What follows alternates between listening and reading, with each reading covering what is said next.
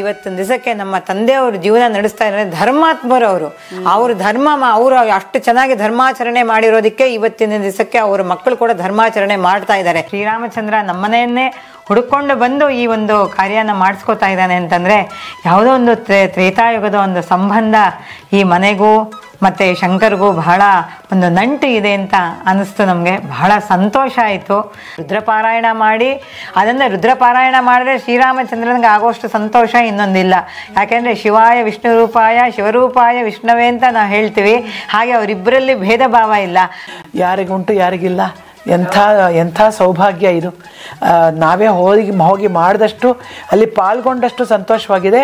ಸರಿ ಅಕ್ಕ ಇಟ್ಕೊಂಡು ಸರಿ ಒಂದು ಕೆಲಸ ಮಾಡು, ನೀನು ಶೃಂಗೇರಿಗೆ ಹೊರಟ್ಬಿಡು, ಶೃಂಗೇರಿಗೆ ಹೋಗಿ ಗುರುಗಳ ಆಶೀರ್ವಾದ ತೊಗೊಂಡು ಬಾ ಅಂತ ಇದು ಮಾಡೋದು. ಸರಿ ಶೃಂಗೇರಿಗೆ ಹೋದ್ವಿ. ಇದರಲ್ಲಿ ಸುಮ್ಮನೆ ದೊರಕೋದೆ ಶ್ರೀರಾಮನಾಮ